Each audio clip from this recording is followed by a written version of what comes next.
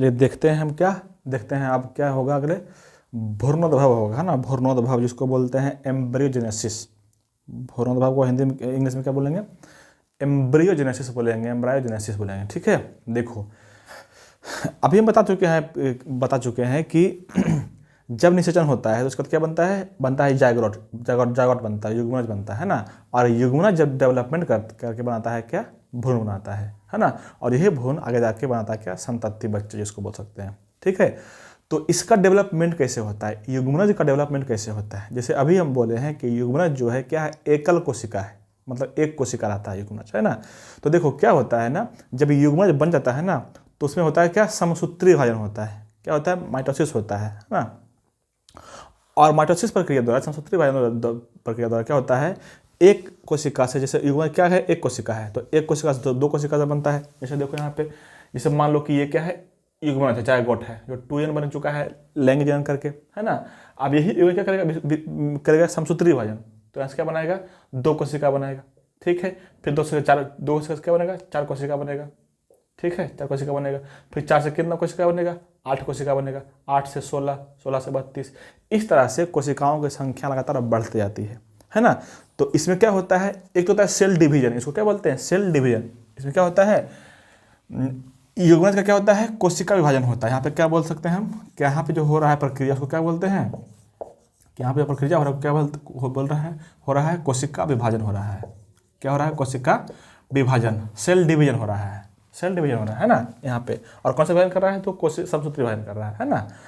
अब जब ये कई सारे कोशिका बन जाता है तो आपको पता होगा कि कोशिका के समूह, कोशिकाओं के ग्रुप को क्या कहते हैं, उत्तक कहते हैं। तो जब ये कई सारे कोशिका बन जाएगा ना, तो ऐसे कोशिकाओं के समूह को ही बोलते हैं क्या, आप उत्तक बोलते हैं। मतलब कि युग्मनज में हुआ क्या, समसूत्री विभाजन, और इसके फलस्वरूप क्या बना, उत्तक बना। ठीक है, और उत्तक मिलके, बहुत सारे उत्तक मिलके बनाता है क्या, कोई अंग बनाता है, कोई अंग बन गया, है ना। तो यही कोशिका देखो एकल कोशिकीय था, एकल कोशिका से कोशिका विभाजन किया, फिर यहाँ पे ऊतक बन गया। अब देखो अलग अलग अंग बनेगा, है ना। तो जैसे देखो कोशिका का जैसे ट्रांसफॉर्मेशन होता है ना, एक कोशिका है और कोशिका जब दूसरे पार्ट में बदलता है, दूसरे चीज़ में बदल जाता है, तो उसको बोलते हैं विभेदीकरण। उसे क्या बोलते हैं, डिफ्रेंसिएशन बोलते हैं, उसको बोलते हैं विभेदीकरण, है ना। तो कोशिका से यहाँ पे बन गया क्या, देखो तो कोशिका से बन गया क्या, यहाँ पे ऊतक बन गया। क्या बन गया, ऊतक बन गया, ऊतक, है ना। क्या बन गया, ऊतक बन गया। तो कोशिका का क्या हो गया, विभाजन हो गया, विभेदन हो गया ना, चेंज हो गया ना कोशिका, है ना। तो इस अवस्था को बोलते हैं क्या, विभेदीकरण बोलते हैं। इस अवस्था को क्या बोलते हैं, विभेदीकरण बोलते हैं। तो युग्मनज में क्या होता है, पहले हुआ कोशिका विभाजन, सेल डिवीजन हुआ, और जब सेल का डिवीजन बहुत सारा हो गया तब बनता है क्या होता है, कोशिका विभेदीकरण होता है। क्या होता है, कोशिका विभेदीकरण होता है, मतलब कि सेल डिफरेंशिएशन होता है ना। और जब सेल डिफरेंशिएशन होगा, कोशिका विभेदीकरण होगा, तो कई सारे अंग का निर्माण होगा, कई सारे टिश्यू का निर्माण होगा, अलग अलग टिश्यू का निर्माण होगा, और अलग अलग अंग इस तरह से बनते हैं, है ना। तो युग्मनज के बाद दो प्रोसेस होता है, सेल डिवीजन और सेल डिफरेंशिएशन, कोशिका विभाजन और कोशिका विभेदीकरण, है ना। और इसी के फलस्वरूप फिर जाके आके बनता है क्या, भ्रूण, जिसको बोलते हैं आप क्या, भ्रूणोद्भव। मतलब कि यहाँ पे देखो लिखे हैं भ्रूणोद्भव का डेफिनेशन, कि युग्मनज से भ्रूण के निर्माण की प्रक्रिया को, युग्मनज से भ्रूण के निर्माण की प्रक्रिया को बोलते हैं क्या, भ्रूणोद्भव बोलते हैं, भ्रूणोद्भव बोलते हैं, है ना। अब देखो जब कई सारे अंग बन जाएंगे ना, तो क्या होता है, इस स्थिति में जो होता है, जब बच्चे बनते हैं, देखो अभी देखते होंगे आप किसी कोई जीव जो है अंडा देता है, कोई दे देता है क्या, कंप्लीट जीव नहीं देगा, वो अंडा देता है, अंडा ले करता है। जबकि कोई जीव जो है पूरा का पूरा कंप्लीट बच्चा पैदा करता है ना। तो ऐसे केस में हमारे पास 3 केस बनता है ना। देखो जो बच्चा पैदा करता है, सॉरी पहले करता अंडा, जो अंडा पैदा करता है उसको कहते हैं क्या, ओविपाइरस कहते हैं। वैसे जीव जो अंडा पैदा करता है, अंडा देता है, अंडा ले करता है, उसको बोलते हैं क्या, ओविपाइरस बोलते हैं। और इसमें से कौन आता है सर, तो इसमें से पक्षी, जितने भी पक्षी है ना। और क्या आता है सर, तो सरीसृप। तो पक्षी और सरीसृप ये दोनों क्या आता है, अंडा देता है, उसको वैसे जीव को क्या बोलेंगे, ओविपाइरस बोलेंगे, या इसी को हिंदी में कहते हैं अंडज। हिंदी में क्या कहेंगे, अंडज कहते हैं, अंडज, या इंग्लिश में ओविपाइरस। तो ओविपाइरस कौन कौन होता है, पक्षी और सरीसृप मूल रूप से अंडज होते हैं।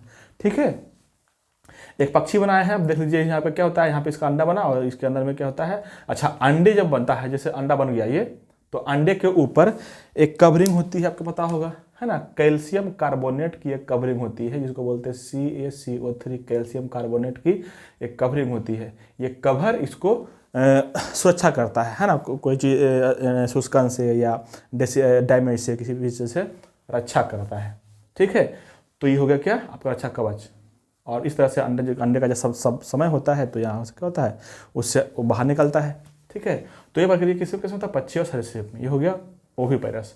और इसी तरह से मानव की अगर बात करते हैं, मानव की या कोई एनिमल जैसे जो गाय हो गया, जानवर हो गया कोई भी, है ना, जिसको बोलते हैं आपके स्तनधारी, उसको आपके बोलते हैं स्तनधारी जिसको बोलते हैं ना। जैसे हो गया कौन, स्तनधारी जिसको बोलते हैं मैमेलिया, जिसको क्या बोलते हैं, मैमेलिया बोलते हैं आप, है ना। तो मैमेलिया के प्राणी क्या करता है, मैमेलिया के जो प्राणी है वो क्या करता है, वो अन्न नहीं देता है, वो देता है बच्चे, कंप्लीट रूप से मतलब कि विकसित बच्चे देता है ना।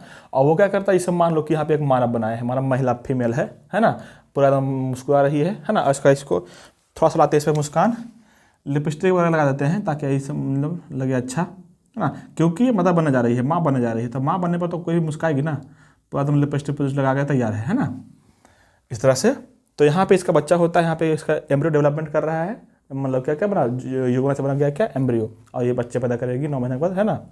तो ये हो गया आपका क्या, मदर, है ना। इसको बोलते हैं क्या, भी पैरस बोलते हैं। वैसे जीव जो बच्चे पैदा करता है उसको बोलते हैं क्या, भी पैरस, या इसको बोलते हैं हिंदी में सजीव परजक बोलते हैं। भी पैरस को हिंदी में क्या बोलेंगे, भी पैरस को हिंदी में बोलते हैं क्या, सजीव परजक, सजीव परजक, सजीव प्रजनक, है ना। इसी का एक और नाम है जरायुज, इसको क्या बोलते हैं, जरायुज बोलते हैं, है ना।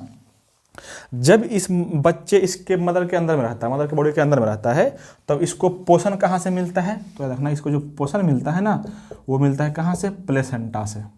कहाँ से मिलेगा, प्लेसेंटा से इसको पोषण मिलता है। प्लेसेंटा जिससे मदर कोई खाना खाई, है ना, तो मदर के खाना कहाँ पे जाएगा, उसका पाचन सिस्टम होकर जाएगा, पच के कहाँ जाएगा, ब्लड में, और ब्लड से जाता है कहाँ पे, प्लेसेंटा में, और प्लेसेंटा में सिर्फ भोजन जाता है किसके, बच्चे के पोषण के लिए। तो यहाँ से इसका यहाँ से क्या होता है, इसका डेवलपमेंट होता है, और लास्ट में जाके बच्चे पैदा होता है, कंप्लीट रूप से विकसित बच्चे पैदा होते हैं।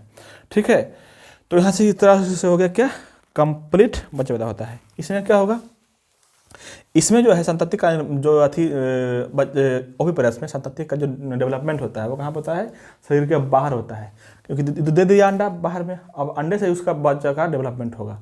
तो पक्षी में मतलब कि ओविपेरस में, या बोल सकते हैं पक्षी और सरीसृप में, बच्चे का विकास कहाँ पे हुआ, शरीर के बाहर, है ना। जबकि विविपेरस में या स्तनधारी में, विविपेरस जीवों में या सजीव प्रजनक जिसको बोलते हैं, या बोलते हैं इसको जरायुज, इसका एग्जाम्पल कौन सा जाएगा, स्तनधारी में बच्चे का विकास कहाँ होता है, शरीर के अंदर ही होता है, शरीर के अंदर ही इसका विकास कंप्लीट रूप से हो गया होता है, तब बाहर निकलता है, ये दुनिया में आता है।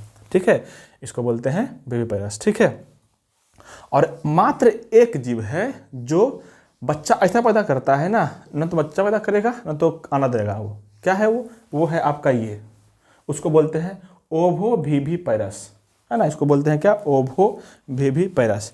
हिंदी में उसको बोलते हैं अंड जरायुज। इसको हिंदी में क्या बोलते हैं, अंड जरायुज। ओविविपेरस का मतलब क्या हो गया, अंड जरायुज, है ना। और ये कौन करता है, ये करता है आपका शार्क जो समुद्र में बड़ी मछलियाँ होती है ना, वो इस जन्म करता है। क्या करता है, वो थोड़ा सा होशियार हो गया है अब तक। वो क्या है, होशियार हो गया है। वो देता तो अंडा ही है, लेकिन अंडा को बाहर नहीं निकालता है, अंडा उसके शरीर के अंदर ही रहता है। मतलब देखो तो इसके शरीर के अंदर ही अंडा है, अंडा को बाहर ले नहीं किया, अंडा बाहर नहीं निकाला। क्या करता है ये, अंडे इसके बॉडी के अंदर ही विकसित होता है, और जैसे ही जन्म करने वाला रहता है ना, जैसे ही बच्चा अंडा को बाहर निकालने वाला रहता है, तो अंडा को हैच कर देता है, मतलब अंडा को फोड़ देता है वहीं पे। मतलब कि बाहर जो निकलता है बच्चा, वो बच्चा ही रहता है, अंडा नहीं रहता है वो। ठीक है, तो ये क्या करता है, इसके शरीर के अंदर ही अंडे का निर्माण हुआ, लेकिन देगा ये क्या, बच्चा। ऐसे जीव को बोलते हैं क्या, अंड जरायुज, ओविविपेरस। इसका एग्जाम्पल कौन हो जाएगा, शार्क हो जाएगा इसका एग्जाम्पल। ठीक है, तो ये सारे बात आपको यहाँ से याद रखना है अच्छे से। ठीक है, ये था आपका क्या, पूरा का पूरा चैप्टर नंबर फर्स्ट, है ना। अच्छा, जो बच्चा बुक देख रहा होगा एनसीईआरटी का, तो उसमें लास्ट में यहाँ पे ख़त्म नहीं किया, उसमें लास्ट में किया ख़त्म कहाँ पे, थोड़ा सा आगे क्या किया है बता देते हैं हम। उसमें किया है ना, ये तो बता चुके हैं मानव के बारे में, है ना, या एनिमल के बारे में बोल सकते हैं, एनिमल के बारे में, है ना। उसमें एक स्टेप और बढ़ाया है आगे, और वो ये बढ़ाया है कि प्लांट के बारे में बताया है, प्लांट के बारे में, है ना। तो याद रखना, इसके जस्ट तुरंत बाद, मतलब कि चैप्टर फर्स्ट रहता है ये, चैप्टर सेकेंड में प्लांट के बारे में पूरा का पूरा डिटेल करेंगे, इतना डिटेल करेंगे कि आप देखिएगा तो मजा आएगा आपको, है ना। कहाँ से कैसे चीज़ें बनता है, क्यों होता है, मतलब कैसे कैसे होता है, सारा का सारा चीज़ उसमें करेंगे चैप्टर नंबर सेकेंड में। तो उसको जरूर अटेंड कीजिएगा। लेकिन थोड़ा सा यहाँ पे दे देते हैं, बता देते हैं कि क्या क्या होता है। देखो, प्लांट में पौधे में पता होगा कि आपको, उसमें उसका पौधे का जननांग कौन है, पुष्प है। पौधे का जननांग कौन है, पुष्प है ना। तो पुष्प में 2 भाग होते हैं, है ना। इस तरह बना ही देते हैं यहाँ पे फिगर, ताकि आपको आसानी से समझ में आए, है ना। देखो यहाँ पे कर लेते हैं। देखो ये जैसे मान लो कि ये क्या है आपका,